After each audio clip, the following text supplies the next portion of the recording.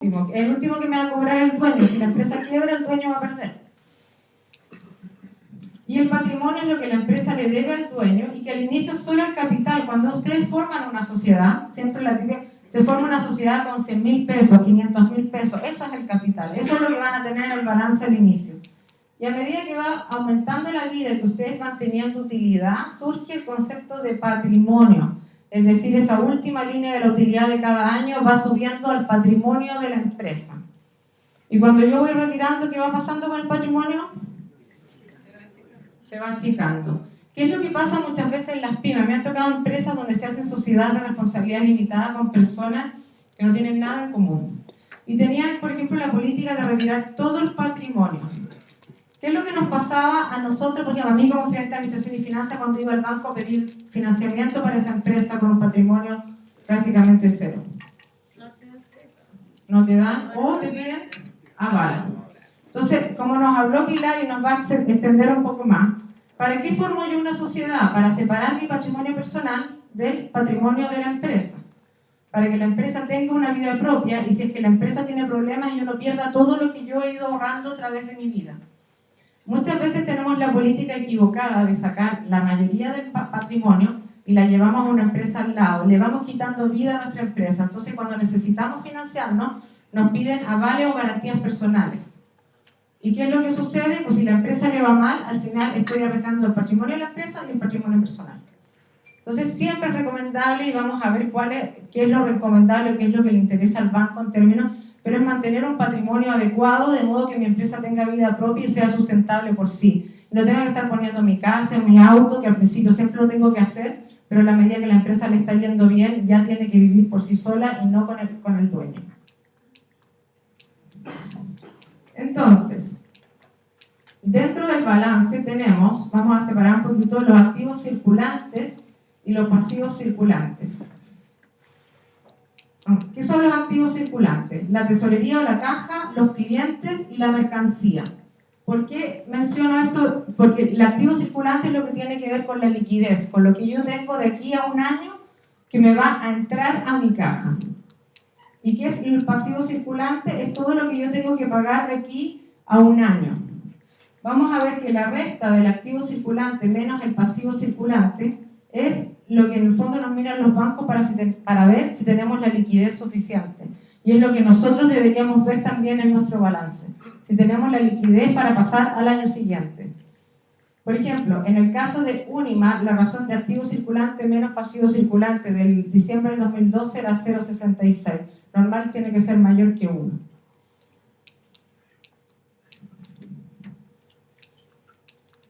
Bueno, y después tenemos este estado de resultados, que aquí yo puse este valor. Ventas, distinta utilidad. Nosotros, el estado de resultados resume el resultado de un año calendario, del 1 de enero al 31 de diciembre. Y me dice cuánto es lo que yo vendí, bueno, lo puedo ver mensual también, ¿no? Del 1 al 31 del mes. Pero dice cuánto es lo que yo vendí, cuáles son los gastos que yo tuve, y después cuáles son mis gastos fijos, llego a la última línea. ¿Qué es lo que pasó los últimos 2-3 años hacia atrás? Hemos pasado un periodo de expansión. Y muchas empresas empezaron a vender y a vender más. ¿Y qué le pasó a fin de año a todas estas empresas? Empezaron a vender más y empezaron a entusiasmarse. Como estoy creciendo al doble, estoy creciendo al triple. Y llega fin de año, pero los costos crecieron al cuádruple, al quíntuple. Y llegaron a fin de año y tuvieron pérdidas. Le pasó a muchas constructoras el año pasado, el antepasado, porque en el fondo lo que hicieron fue la proyección de las obras, cuando lo hacen a suma alzada, lo hicieron en el fondo con los valores históricos.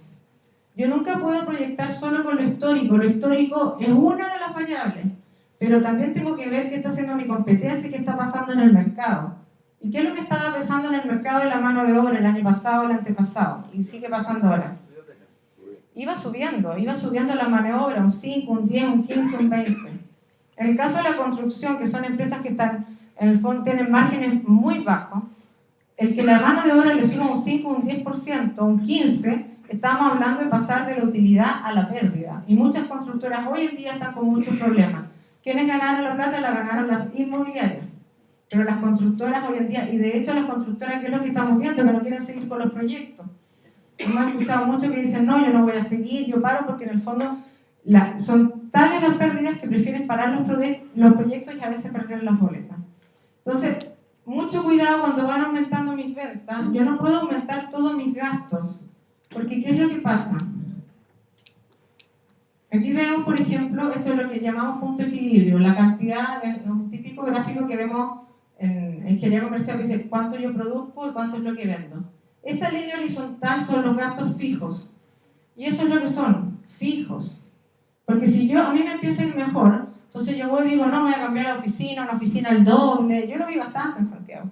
Se iban a oficinas mucho más grandes, mucho más lujosas, con una implementación cara, pero mi cliente necesita eso. Y si yo soy una empresa que en el fondo yo voy donde mi cliente, que yo lo voy a visitar, necesito tener una oficina muy lujosa, necesito realizar un montón de inversiones en inmobiliario, que en el fondo lo que hacen finalmente es que te dejan con una capacidad fija instalada, pero ¿y qué pasa si las ventas después disminuyen? Entonces, los gastos fijos siempre deben ser eso, fijos.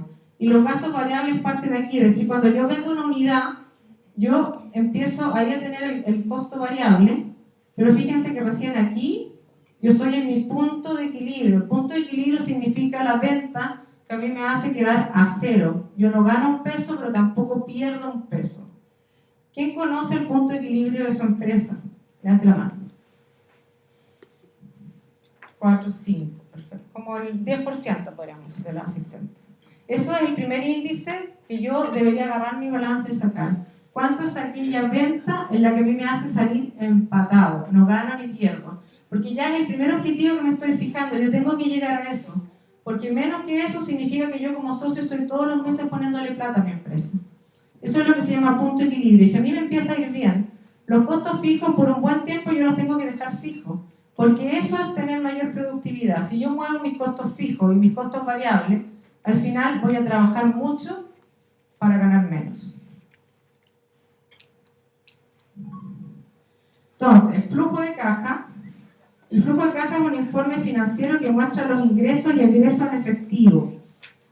Ya vimos los estados de resultados. En el estado de resultados tenemos las ventas y tenemos todos los gastos.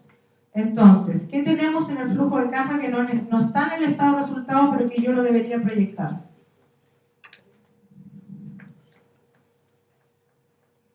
Los créditos de los bancos es caja, ¿cierto? Después, ¿qué otra cosa más tenemos en el flujo de caja? Si yo hago una inversión en activo, no está en mi estado de resultados, pero es plata que sale de caja. ¿Qué es el flujo de caja? Es cómo se mueve la chequera de la empresa, cómo se mueve la chequera de ustedes. No es más que eso. Y a través de él podemos conocer las necesidades de financiamiento de la empresa en un periodo. A diferencia del estado de resultados, muestra lo que realmente ingresa o sale de caja. El año 2009, que tuvimos la última crisis fuerte, el año 2008 fue, yo trabajaba en una empresa ligada a la construcción, hacían cálculo estructural. ¿Y saben ustedes, hay alguien de cálculo estructural que está ligado a esa área aquí? En general, el cálculo estructural es lo que viene inmediatamente después de la arquitectura, por lo tanto son empresas que perciben lo que va a suceder en la economía antes de que cualquier índice del gobierno lo empiece a mostrar. ¿Por qué? Porque viene antes del permiso de construcción, que son los índices que tiene en el fondo el gobierno y el INE para ver cómo va la economía. Entonces nosotros habíamos cometido el error que les estoy diciendo de nos estaba yendo súper bien y habíamos implementado una oficina que nos había costado 500 millones de pesos. Una oficina preciosa porque la empresa estaba creciendo, estaba en 2 países. Y en agosto vimos que empezaron a frenarse los proyectos, pero sí, en seco. Yo me acuerdo que hablaba con mi jefe, que era el dueño, y le decía, yo no sé si estoy paranoica porque voy al supermercado, veo que todos consumen, voy al restaurante y que si no reservaban no te atendían. Entonces nosotros estamos casi mirándonos las caras. Y él me decía, mira, lo que pasa es que en el fondo nosotros estamos justamente en esta parte del ciclo donde todavía la gente no percibe lo que va a pasar.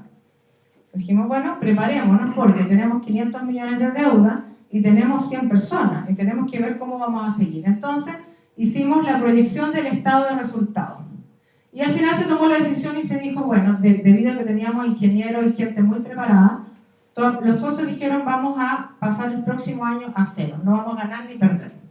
Hicimos todas las proyecciones, pero de repente nos acordamos que habíamos hecho una inversión de 500 millones, para lo cual se había hecho un crédito bancario. Entonces, si hacíamos la proyección del flujo de caja, con una utilidad cero nos podíamos mover, pero teníamos que pagar 35 millones mensuales al banco. Y obviamente no íbamos a tener 35 millones. Entonces, en ese momento fuimos al banco, negociamos todos los créditos y bajamos de 35, lo bajamos a 12, que era el valor que nosotros podíamos pagar. Y esto fue, yo diría, los primeros días de septiembre. La crisis se empezó a sentir en noviembre. Bueno, además nos preparamos, los despidos se hicieron antes, cosas de hacer caja, qué sé yo. Al final, ¿para qué sirvió eso? Para que el dueño de la empresa durante la crisis se sentara tranquilamente, vio cómo la crisis pasó, y los bancos, cuando ya no le prestaban a ninguna empresa ligada a la construcción, ya no podían hacer nada con nosotros porque ya nos habían prestado el dinero. De ese punto de vista siempre sirve, en el fondo, la proyección, siempre sirve estar mirando hacia adelante, siempre sirve estar viendo lo que pasa en el entorno. Yo no puedo estar mirando solo lo que pasa para atrás porque estoy dejando variables muy importantes. Y el otro punto, el flujo de caja negativo desvía la atención desde lo importante a lo urgente. A mí me pasa mucho por lo que hago, que me llaman y me dicen, oye, que contraté a un gerente de administración y finanzas que no funciona, no hay caso, que no ve lo importante. Yo le digo, bueno, pero ¿cómo está tu caja? No, siempre deficitaria. Entonces, ¿qué hace el gerente de administración y finanzas? Tiene que correr para tapar hoyo. En la medida que yo tengo mis flujos claros, que yo proyecto mis resultados, que yo proyecto mi caja, cómo me va a ir, en el fondo, yo voy y pido los financiamientos que yo necesito, pero en el largo plazo, bien pensado, en última hora, porque si no empiezo a correr por la caja y me olvido de lo importante que es mi negocio.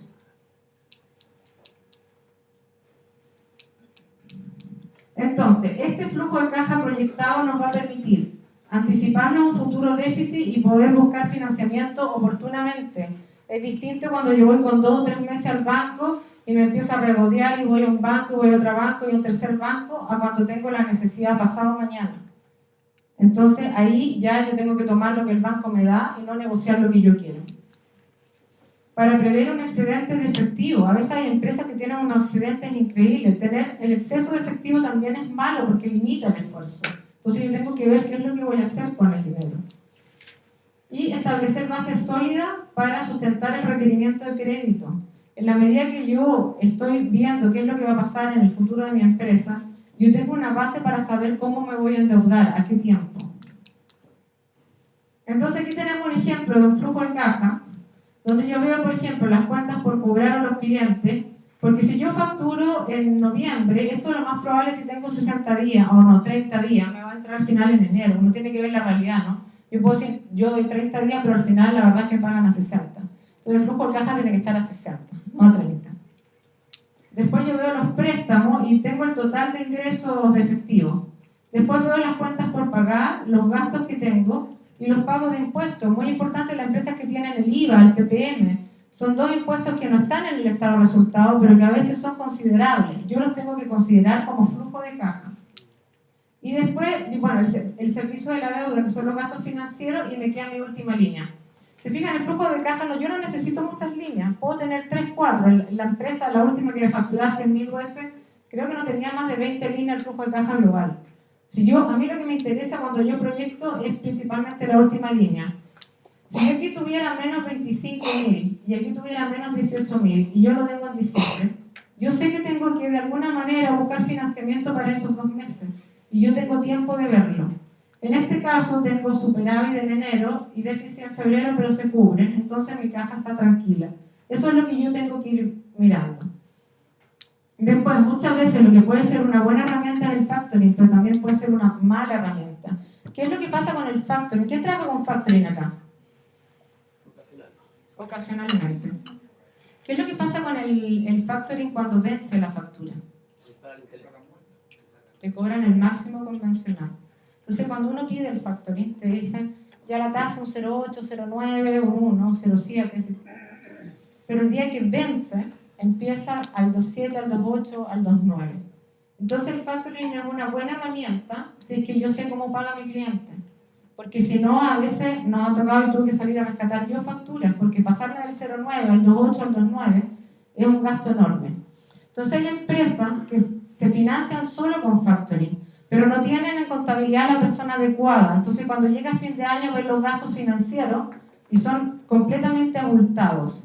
Aquí tenemos un ejemplo de que yo cierro, a lo mejor yo como dueño cierro los tratos y el factor me dice te voy a cobrar un 0,9. Pero yo tengo que fijarme en los gastos financieros y ver cuánto es lo que realmente me están cobrando. Porque si yo me paso, si la cobranza no fue hecha, me van a cobrar la máxima y no me van a contar. Simplemente me van a cobrar. Después lo mismo, es posible otorgar crédito a mis clientes si yo estoy con problemas de caja. Yo no puedo estarle dando a mis clientes 30 días más, tengo que ver otra manera de atender a los clientes, no es que no lo haga, pero tengo que mirar cómo está mi caja para ir tomando decisiones importantes. Si voy a comprar a crédito o al contado, si yo tengo caja, compro al contado y trato de conseguir un descuento. Entonces, en general, la gerencia debe realizar el diseño lógico del plan de cuentas en la contabilidad. Miren su plan de cuentas, vean si los gastos los tienen abiertos como ustedes necesitan verlo o necesitan una apertura un poco mayor. Pidan los balances el día 15 de cada mes. Va a costar un poquitito, pero les va a permitir a ustedes ir viendo la gestión de la empresa. Es recomendable que tengan la cuenta banco en el balance y realizar la conciliación bancaria, especialmente cuando yo ya tomo un determinado tamaño y se me puede olvidar una factura, se me puede ir un gasto.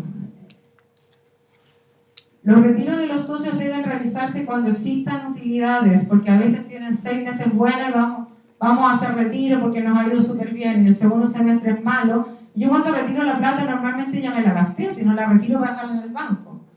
Entonces, ¿qué es lo que pasa? Después tengo que ir al banco a pedir financiamiento. Cierran el balance, cierran el año y ahí vean las utilidades que tienen y realicen la política de retiros. La inversión en activos fijos deben ser evaluadas económicamente y planificadas para no disminuir el capital de trabajo. Si yo voy a crecer, si voy a comprar un activo fijo, si voy a comprar un auto, si voy a comprar una oficina y son activos de largo plazo, me tengo que financiar en el largo plazo, porque si no voy a estrechar el capital que tengo para operar mi empresa. Y al estrechar ese capital empiezo a trabajar para el banco y no para mi empresa, que puede ser muy rentable. Las declaraciones de renta del servicio deben reflejar la realidad financiera. Cuando ustedes mandan la declaración de renta, hay un montón de información que el contador da, entre eso es la plata que tienen en caja y en banco. Si viene el servicio, los revisa y dicen que ustedes tienen 100 millones como pyme y no los tienen, y no tienen cómo justificarlo, le van a hacer 2 preguntas y les van a presumir retiro. Y eso significa que se va a ir al global complementario. Entonces, no firmemos las declaraciones sin mirar, preguntemos, porque es nuestro derecho, estamos pagando para que nos hagan la declaración. Muchas veces, cuando las empresas son chicas, existe confusión entre los gastos personales de los socios y los gastos inherentes al negocio. A veces se llevan gastos de la casa, se va mezclando. Es muy difícil que yo sepa si un negocio es viable o es bueno, es rentable, si yo mezclo peras con manzanas. Siempre es bueno separar las aguas, separar las cuentas y ver la realidad de mi negocio. Porque puedo estar en un negocio que no sea rentable y no me doy cuenta. Muchas veces no se separa el patrimonio del socio del patrimonio de la empresa. Lo que hablamos en el fondo. Yo tengo que darle a esta empresa una vida propia, que ella vaya viviendo por sí sola y no yo avalando todo lo que está sucediendo. Obviamente si yo le quito el patrimonio voy a tener que avalar siempre. Bueno, muchas veces el empresario estima el éxito de la empresa según la disponibilidad de caja. Ya van y miran la cuenta corriente y si tengo plata en la cuenta corriente me está yendo bien. ¿Ya? ¿Qué es lo que pasa? El estado de resultado les va a acusar primero los futuros problemas de caja que van a tener. Entonces, si no miran los 2 informes, si no hacen sus proyecciones, primero van a tener, en el fondo, la caja va a estar deficitaria, pero la verdad es que el estado de resultado hace 3, 4, 5 meses se lo hubiese dicho. Y si yo no sé, puedo tomar acciones, pero a lo mejor ya perdí un tiempo valioso por mirar solo el banco y cómo iba subiendo o bajando el banco. Y mantener un exceso de liquidez puede limitar el esfuerzo y crecimiento. Ninguno de los extremos es bueno. ¿Qué es lo que me puede pasar si yo tengo mucha plata en la caja? Con la gente que hace la cobranza, por ejemplo. No cobran, se relajan. En general, cuando yo tengo exceso, por ejemplo, ¿qué pasa si tengo que hacer una inversión y tengo 200 millones? 300 he visto yo en la cuenta. ¿Hago una evaluación exhaustiva? Claro, no llega y lo gasta porque tiene la plata, no piensa mucho. Entonces, a veces también como dueño tengo que ser un poco más astuto y si me está yendo muy bien, también tengo que sacar un poquito de plata y llevármela yo como persona, de modo de limitar el esfuerzo, de que las personas vean que no hay que hay un esfuerzo de cobranza, que hay una gestión, que si hay una inversión que realmente se piense, porque si siempre hay plata dando vuelta, también las decisiones pueden ser equivocadas. Entonces, ya hemos visto el balance, hemos visto el estado de resultados, hemos visto el flujo de caja y son un poco unas fotos medias estáticas. Hablemos un poquito de índices de gestión, que es lo que nos ve la salud financiera de la empresa. Hablamos que en la contabilidad tenemos dos, la contabilidad financiera, que es la que tiene nuestro contador, y tenemos por otro lado la contabilidad de gestión, que es en el fondo lo que nosotros necesitamos como dueños para gestionar nuestras empresas. Entonces, un indicador es el que relaciona dos o más cuentas de balance. Vamos a empezar a mirar el balance y vamos a ver qué es la información que podemos sacar de nuestro balance, qué es lo que podemos ver o qué nos dice el balance. Uno, los indicadores deben ser coherentes con los objetivos estratégicos. Es decir, si yo soy Jumbo, por ejemplo, ¿me interesa tener quiebres de stock? Es decir, que me falte mercadería en las góndolas.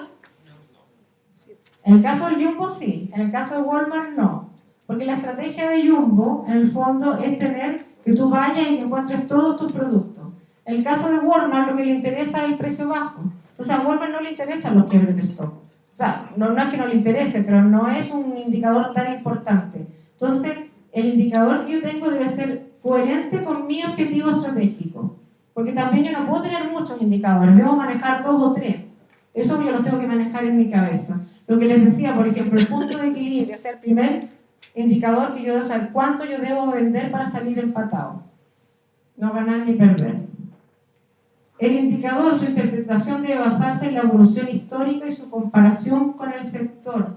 Yo primero, si saco un indicador solo no me dice nada.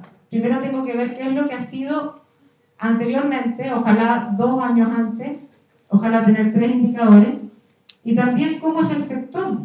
Porque, por ejemplo, el sector del retail, ¿verdad?, tienen en general utilidades sobre las ventas de un 3-4%. Para una empresa normal, para nosotros nos puede matar eso, por una pyme, pero para una gran empresa funciona bien. Entonces vamos a hablar un poquito también de cuáles son los indicadores que deberían tener, qué es lo que tienen que fijarse y cuándo yo puedo saber si lo estoy haciendo bien o lo estoy haciendo mal. Siempre es bueno desarrollar indicadores propios y simples. Por ejemplo, en la empresa de cálculo donde teníamos mucha mano de obra, donde el costo principal era la mano de obra, usaron un indicador que era la venta por ingeniero equivalente. Es decir, una cosa importante es lo que yo vendo, pero también qué es lo que yo vendo por unidad productiva. ¿Y qué es lo bueno de un indicador así? Que yo cierro el mes el día 31 y el primero yo sé cuánto vendí. Entonces, ¿por qué? Yo sabía que tenía 30 ingenieros y que vendía tanto. Entonces, podíamos ir viendo mes a mes cómo estaba la gestión de la empresa el día 1, sin esperar el balance, sin esperar nada. Esos son indicadores que nos sirven para la gestión. En el caso de las empresas que son productivas, tiene que ver con el costo de producto. Yo voy eligiendo hoy. Y requieren acciones concretas de cambio o mejora, porque muchas veces se crea todo el sistema para medir y no se toma ninguna decisión. Si no se toma ninguna decisión, mejor no creo el sistema para medir, porque en el fondo estoy botando recursos.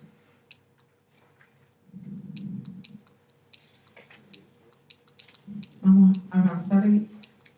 En cuanto a los indicadores, los datos son como la basura. Es mejor asegurarse qué es lo que se quiere conseguir de ellos antes de recolectarlo. Porque a veces nos vamos al otro extremo de no tener nada, empezamos a pedir información, pues contratamos a una persona, y empezamos a llenarnos, pero tenemos tanta información que no sabemos por dónde empezar y tampoco nos da la guía. Entonces, es lo mismo que la caja, nunca los extremos son buenos. Entonces, tenemos un montón de razones financieras. Vamos a ver las más importantes ahora, porque queremos hacer un ejercicio compilar. Así. Primero, la liquidez. Siempre escuchamos las noticias, esta empresa tiene falta de liquidez, ¿cierto? ¿Les suena la liquidez? La liquidez tiene que ver con la plata o el activo circulante o el dinero que yo tengo. La liquidez representa el financiamiento con que cuenta la empresa para cumplir con sus obligaciones a menos de un año. Ese es el problema que tiene Unimark hoy día, problemas de liquidez. ¿Para qué lo usan los bancos? Para determinar la capacidad de pago de la empresa a mediano plazo. Cuando ustedes le mandan sus balances, este es el primer indicador que les van a sacar el banco. Van a ver cuánto tienen de activo circulante y cuánto tienen de pasivo circulante. Es decir, cuánto tengo en clientes, en cuentas por cobrar y en existencia, y cuánto tengo en las deudas que tengo con el banco, el proveedor, a menos de un año. La liquidez debe ser mayor a 1. Si es mayor a 1, si ustedes tienen significa que ustedes tienen la capacidad de pago. El caso de Unimark, al 31 de diciembre su capacidad era 0,66. O sea, claramente por eso nosotros ya empezamos a escuchar en las noticias que Unimark estaba con problemas, ¿cierto? Porque como tienen que publicar su estado financiero, cuando aparece publicando un estado donde tiene un 0,66 de liquidez, ya se ve que la empresa está con problemas de pago. Y eso es universal para la pyme, para la gran o la pequeña empresa. Ahora existe también lo que se llama la prueba ácida, que es la misma liquidez, pero le restamos el inventario, es decir, lo que nosotros tenemos en bodega y que todavía tenemos que vender, después de vender tenemos que cobrar y falta que se cumpla todo el ciclo. La razón ácida ideal que sea también mayor que 1, cercana a 1. Todavía significa, o sea, sobre 1 es un buen indicador. Podemos verlo nosotros en nuestros balances. El otro índice de gestión que nos mira el banco es el índice de endeudamiento. ¿Qué significa el endeudamiento? Es decir, ¿cuánto tengo de pasivo, cuánto tengo de patrimonio? Normal esta relación que sea menor a 2,5, que significa que es una empresa que tiene poco riesgo financiero, significa que yo puedo tener 20-25% de patrimonio y el 75% de deuda, y ese es el límite máximo que puede ver el banco. Unimark tenía 2,2. Estaba muy cercano al 2,5, muy cercano al máximo. Ahora tiene 2,2 y ahora se está deshaciendo en el fondo de activos para poder mejorar y hacer un aumento de capital y poder mejorar este índice. Ahora, ¿qué es lo que pasa aquí cuando yo gano plata y voy sacando inmediatamente mi plata? ¿Qué es lo que pasa con mi patrimonio cada vez que yo retiro?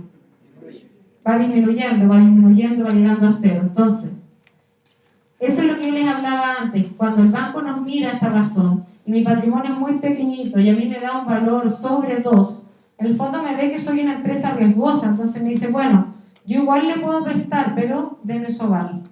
Y ahí todo lo que yo consigo teniendo una sociedad lo pierdo. De ese punto de vista tengo que tener una política de retiro y tengo que dejar un patrimonio. ¿Cuál es la relación ideal? Es decir, la ideal es 1 a 1, es decir, por cada peso de patrimonio yo pido un peso de deuda. Tampoco es bueno tener solo patrimonio. Vamos a ver un ejemplo más adelante práctico de eso.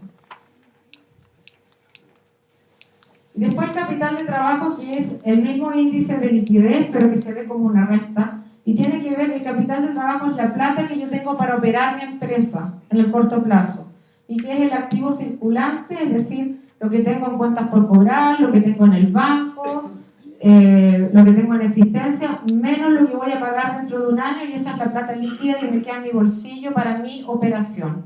Vamos a ver que la operación requiere de financiamiento, y eso es lo importante, tener este capital de trabajo. Por eso hablamos que no financiemos activos de largo plazo con el corto plazo, porque este es el que se daña, este capital de trabajo.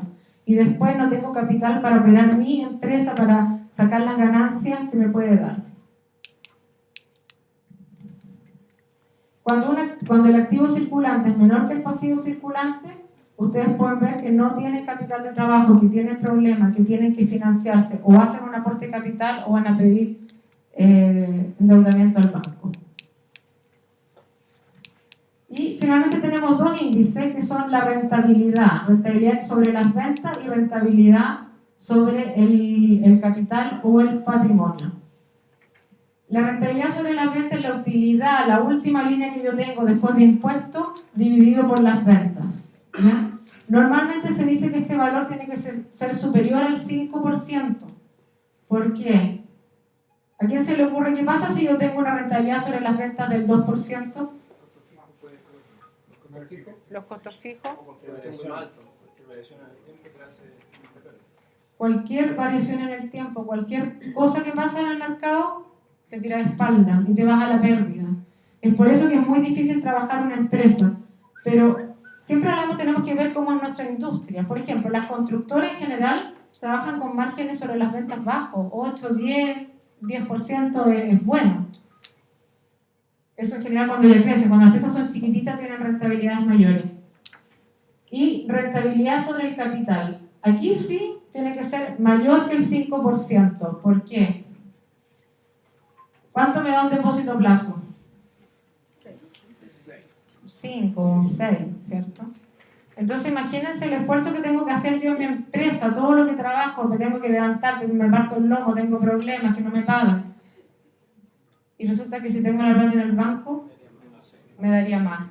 Por eso que yo digo que mi rentabilidad sobre el patrimonio, sobre la plata que yo puse, sí o sí tiene que ser superior al 5.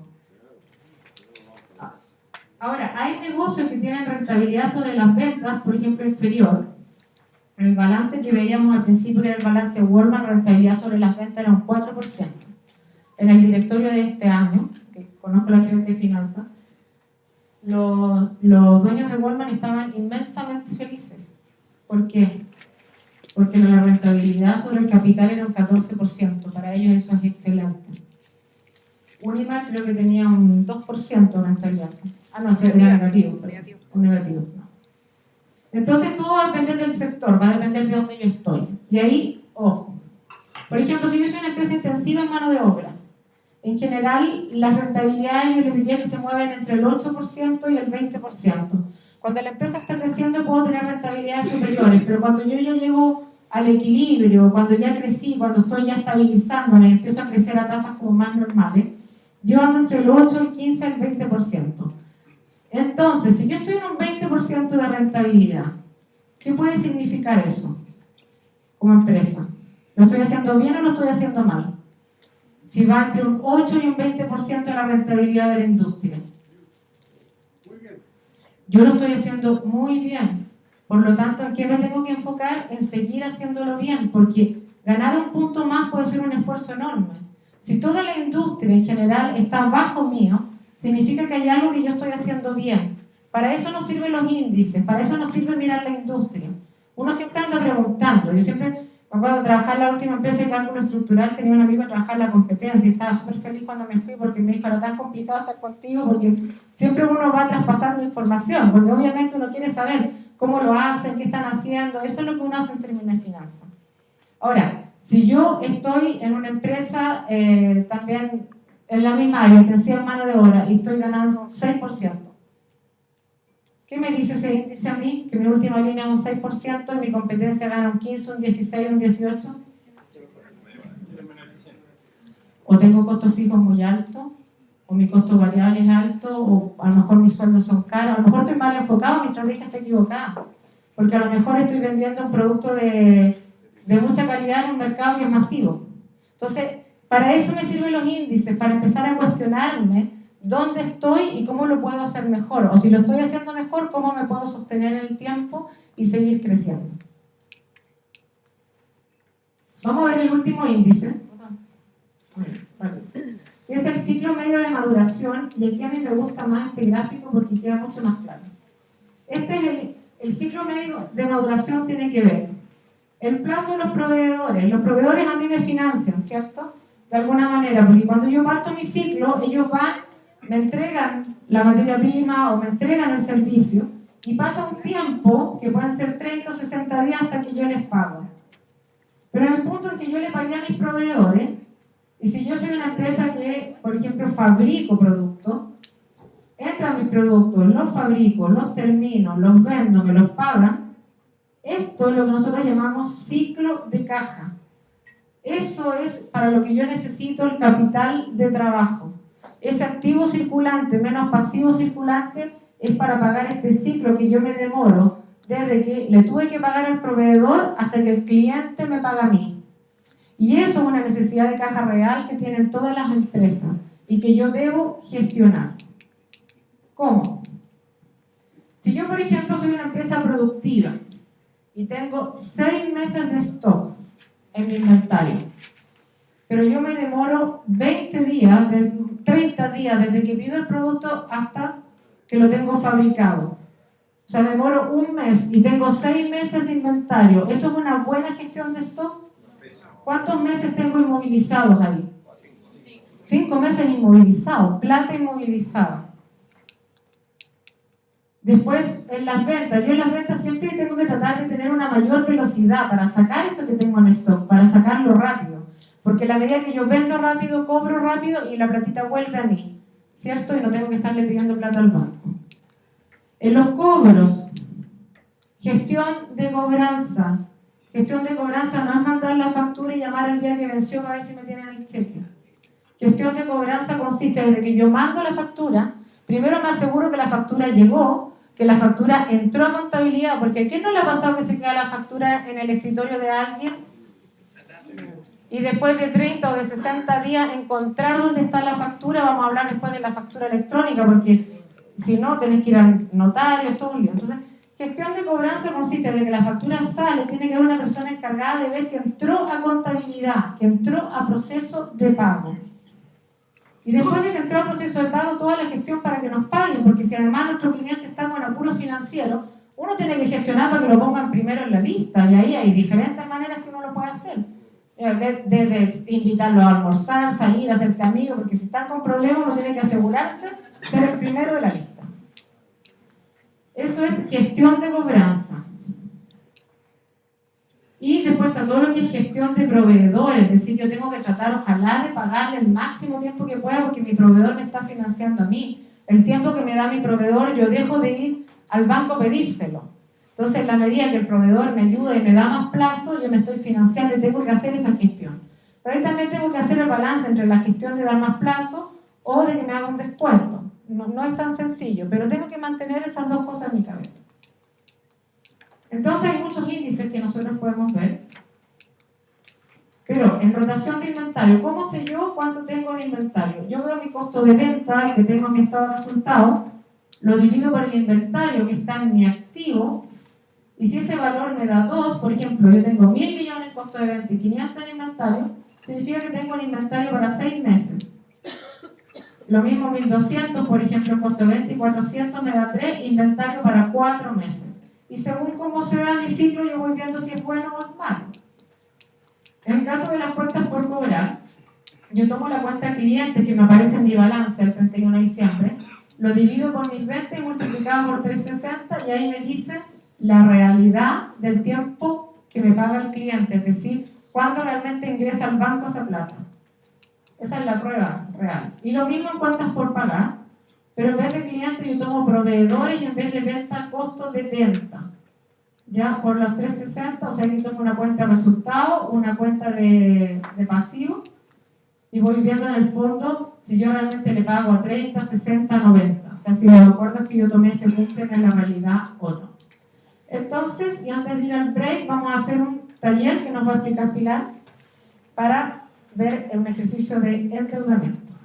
Disculpa, ¿te puedo hacer una consulta? Sí, por favor. Tú en algún momento hablaste de los índices, que era bueno compararse con otras empresas. ¿Dónde consigues esos índices? Mira, quienes más manejan los índices son la gente que trabaja en los bancos en riesgo. También uno lo consigue de manera informal, no formal, con los amigos, preguntando. La verdad es que no es tan sencillo, pero de manera formal quien más los tiene, la gente que trabaja en riesgo en los bancos, tú les puedes preguntar y ellos van a ser más asequibles que de repente una empresa que pueda hacer competencia. Después también puedes ver todas las sociedades anónimas abiertas, lo publican y puedes sacar los índices también. Entonces también ver, a lo mejor son empresas mucho más grandes que tú, pero te pueden dar una referencia. Internet, Google, lean, porque en general siempre van saliendo. Es como un poco una búsqueda, a lo mejor una tesis, pero ya después yo lo manejo, son 3, 4 valores y ya los tengo internalizados. Yo sé que en general mi competencia anda alrededor de esto. Entonces ahí me tengo que mover bien. Bueno, vamos a hacer un taller, pero primero voy a hacer una pequeña encuesta y es un poco para saber el público. ¿Quiénes trabajan con números acá? ¿Son financieros o contables? Se pueden levantar la mano. La parte de administración, el que más o menos manejan algunos números. Ya, no son muchos. ¿A quiénes les gustan los números? ¿Quiénes quieren aprender? Eso es mejor, a todos. Todos quieren aprender, pero no les gusta mucho, ¿cierto? Una encuesta. Cuando tenían 8, 9, 10 años, remóntense. ¿A quién les gustaba bañarse todos los días? Son pocos, ¿verdad? Pero hoy día, imagino yo, que todos se bañan, ¿cierto? Porque se acostumbraron, porque es una etapa.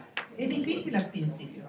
Y un poco para los que no trabajan con números, claro, al principio puede ser fome, latero, les puede dar miedo, pero vamos a hacer un ejercicio que quizás para los que ven números se van a dar cuenta que puede ser súper fácil, pero lo que queremos es que ustedes se den cuenta que es así fácil, ¿ya? O sea, al principio puede ser difícil, pero después tirando un poco la mano, mirando generalmente, van a encontrar que es fácil. El ejercicio consta de una hoja donde hay un balance, que es un balance clasificado. Súper simple, pero eso es lo que necesitan generalmente para sacar indicadores, los totales. Quizás es difícil llegar al balance, un poco menos difícil es llegar a un clasificado, pero cuando ya están clasificados, ustedes tienen que sacar los indicadores que son divisiones o son rentas, no es más que eso. Son análisis verticales donde sacan porcentajes, horizontales donde sacan diferencias. Pero, ¿qué es lo importante? Es que ustedes después de ese resultado traten de sacar conclusiones, ¿ya? Compárense, vean si les sirve o no. Tienen que elegir sus indicadores como empresa. Aquí vamos a ver una situación, y aquí también es otra encuesta. ¿Quiénes creen que es bueno endeudarse cuando hay una situación normal? ¿Quiénes creen que es bueno endeudarse si una empresa se endeude? Depende, ¿cierto? Pero si es una situación normal, podría ser, ¿ya? Si es una situación con problemas de venta, que también tenemos el caso, quizás sea un poquito más complicado. Entonces, les pasaron una hojita para que se junten entre 2 o 3 personas. Por mesa, ya. Ahí, júntense. Hay un balance donde dice... Vamos a trabajar dos empresas iguales en activos, pero una se financia solo con patrimonio y la otra se va a financiar una parte con patrimonio y otra con capital. Hay que sacar los siguientes indicadores y las fórmulas están ahí. La rentabilidad sobre el patrimonio y la rentabilidad sobre los activos. ¿Ya?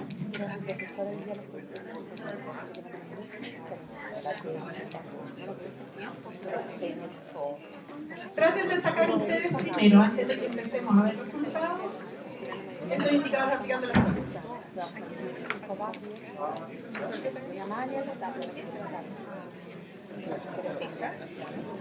¿Y ustedes? Bien. ¿Qué falta? ¿Sin deuda no está acá? Sí. ¿Pasivo? Sí. Para seleccionar resultados, están las fórmulas. Está perfecto. Así no te voy a Ya, revisemos el ejercicio, ¿les parece? ¿Estamos listos?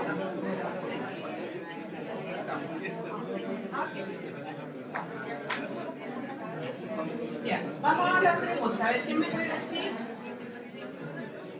Por un auto 0 kilómetros, ¿en qué situación tiene mayor rentabilidad el patrimonio? ¿En la empresa con deuda o sin deuda? Ya, hay 2 situaciones, ¿cierto? Una normal y una con problemas de venta. En la normal, nuevamente, ¿qué empresa tiene mayor rentabilidad? ¿Con deuda o sin deuda? Con deuda. Entonces, conclusión. Si estamos en una situación normal, si nosotros hacemos la proyección del año y sabemos que vamos a vender, ya tenemos un contrato y necesitamos crecer, ¿nos conviene ir a pedir plata? Sí. Ya, eso es lo que quería decir. Entendimos todo. El tema es cuánta. Eso es muy importante. ¿Cuál es el temor de endeudarse con bancos? Por ejemplo, ¿Cuánta plata? Lo ideal es mantener una relación de 1 a 1, Sí. se puede llegar a 1 a 2. Es que ahí vamos a ver cómo puedo controlar los riesgos, ahí vamos a desarrollar esa cuánta plata. ¿Cuál es el temor de endeudarse si ustedes están dándose cuenta que conviene? ¿Cuál es el temor? ¿Qué me puede decir? El medio externo, que cambien las condiciones, no poder pagar. No poder pagar, que cambien las condiciones, ¿cierto? Y baje la pena. Que baje las ventas, porque en la otra situación, si ustedes se fijan, teníamos la empresa con problemas de venta, una con deuda y otra sin deuda. ¿Cómo era la situación ahí? ¿Cuál era más rentable? Sin deuda. Sin deuda. Cuando yo estoy en situaciones complejas de venta, obviamente vamos a tener una complicación con respecto a si yo me endeudo. Por lo tanto, tienen que revisar siempre esa parte para tomar la decisión. ¿Cómo puedo controlar los riesgos de endeudamiento? ¿Qué vamos a pasar? Ese era el ejercicio.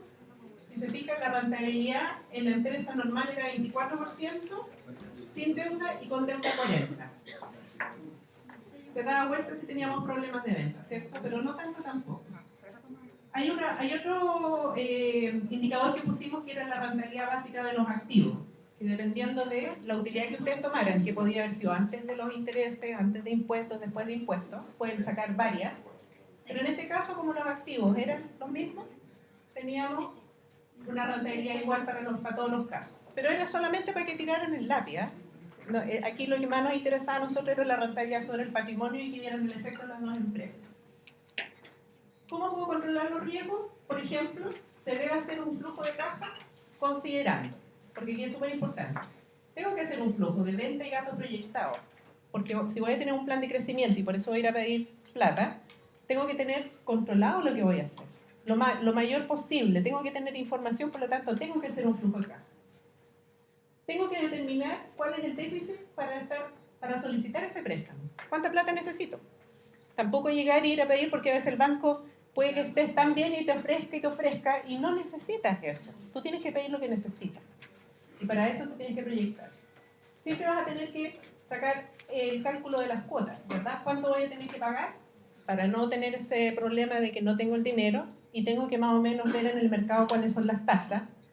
Es súper importante que ustedes no se queden con un solo banco. Por eso es importante que su empresa tenga vida, tenga patrimonio, para que ustedes puedan ir a negociar a distintos bancos y elegir las mejores tasas. ¿Ya? Cuando ustedes no tienen patrimonio, cuando ustedes sacan toda la plata y van dejando un patrimonio chiquitito, les van a pedir hacer ustedes aval primero o no van a tener este poder de negociación que necesitan. El otro tema también es que ustedes tienen que estar viendo el mercado, ¿ya? Por lo tanto, tienen que darse cuenta cuál es la tasa de interés. Si se fijan, un poco lo que estaba explicando Claudia, tienen que buscar las oportunidades. Si saben que van a subir las tasas de interés, si ya están diciendo los diarios, si está saliendo información, quizás hoy día sea el momento de pedir antes de que suban las tasas. Por lo tanto, ustedes hoy día, a partir de este curso, ya se ha convertido en su empresarios financieros, donde van a estar pendientes de las noticias. No todo lo que sale es lo que va a ocurrir, pero sí ustedes van a tener que empezar a leer, van a tener que ver las noticias, van a tener que ir preguntando en distintos bancos. Métanse en el tema, al principio les va a costar y después les va a ser súper fácil y van a poder manejar su negocio. La invitación era esa, soltar un poco el lápiz, empiecen a hacer este tipo de ejercicio. Todo este material, ¿cierto?, está en el sistema de la Adolfo Ibáñez para que ustedes lo rescaten y empiecen a aplicar los indicadores y tarea para la casa, pidan el balance y saquen todos los indicadores de su empresa para que más o menos vayan viendo cómo están. Una consulta, ¿por qué y para qué endeudarse? Para crecer, por ejemplo, generalmente esto tiene que ver con tus planes de crecimiento. Y aquí lo que estábamos viendo, ¿qué conviene más? ¿Que yo como dueño saque plata a mi bolsillo o que vaya al banco? ¿Ya? Y si tú tienes un plan de crecimiento y ya vas a ver que tienes un nuevo año con un contrato donde vas a tener una venta normal, te conviene ir a pedir este préstamo, pero siempre manejando que este préstamo no sea más del doble que tu patrimonio, ¿cierto? Porque vimos que había un indicador que se maneja en el mercado que no estés endeudado más del 2,5. Ojalá no más del 2. ¿Por qué? Porque siempre tú tienes que tener un porcentaje, un margen de endeudamiento, de posible endeudamiento en caso de una emergencia. Eso lo tienes que manejar. ¿Sí? Bueno, nosotros como la mayor parte estamos aquí somos pymes y somos tremendamente permeables a la situación, obviamente, como ustedes lo han dicho, la situación de la región donde estemos. Estamos viviendo, esta es una pregunta de la sociedad, estamos viviendo una situación muy especial respecto a la cantidad, digamos, de despidos y situaciones complicadas que hay en las empresas, que muchas de esas empresas nos solventan a nosotros, nos hacen vivir. ¿Qué se hace? ¿Qué hacemos en este momento? ¿Qué es recomendable? ¿Guardarnos? ¿Buscar otro mercado?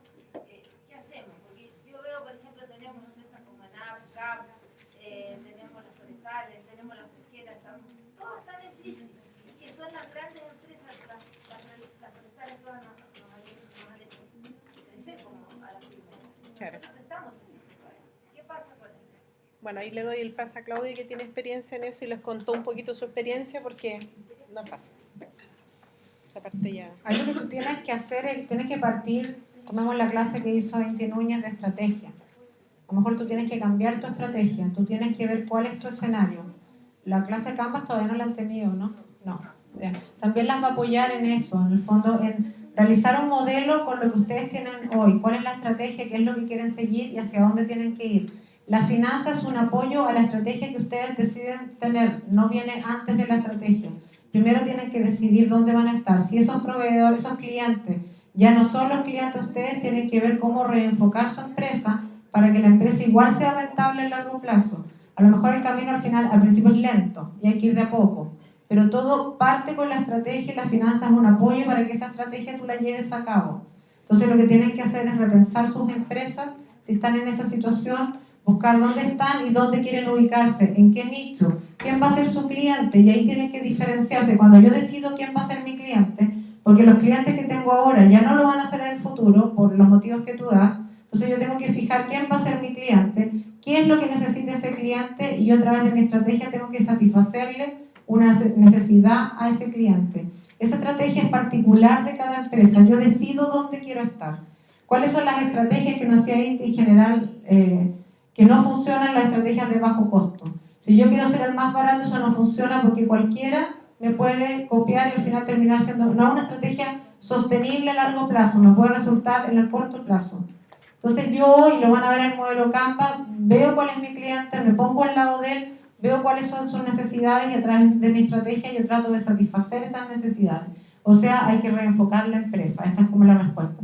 Y la finanza tiene que ser un apoyo hasta reenfoque. Dependiendo de cómo la reenfocas, tú vas viendo cómo vas a proyectar tus finanzas para que te apoyen, para que en el fondo no tengas estos déficits de caja y puedas ir creciendo. ¿Puedo agregar algo? Ahí a modo de ejemplo, yo tenía un profe que siempre nos explicaba lo siguiente: los mejores estrategas son los vendedores ambulantes. Porque si está lloviendo, el gallo está con los paraguas. Si salió el sol, está con quitasol. Si está en un partido de la Chile, está con la bandera de la Chile. Si es de Cobreloa, se convirtió en Cobreloa. ¿Te das cuenta? O sea, el tipo está de acuerdo a lo que el mercado necesita. Es cierto que a veces cuesta y duele mucho dejar a lo mejor a un cliente que es el que te ha estado dando por mucho tiempo la leche, como dicen, ¿cierto? Pero si tú ya estás sacando tu indicador y te das cuenta que no es rentable, no puedes seguir pagándole a ese cliente. Desafortunadamente, son decisiones difíciles, pero que hay que tomar. Pero sí tienen que ustedes estar viendo qué es lo que está en el mercado. Y si son buenos vendedores, van a poder vender lo que sea. Si son buenos operadores, van a poder hacer una buena operación para vender lo que sea. En ese sentido, la clase de Canva les va a ayudar mucho a reenfocarse. Es muy importante, así que traten de no perderse cuando están en esa situación. Bueno, en cualquier situación. Claro, ¿les parece si vamos a un break entonces? Y hay cualquier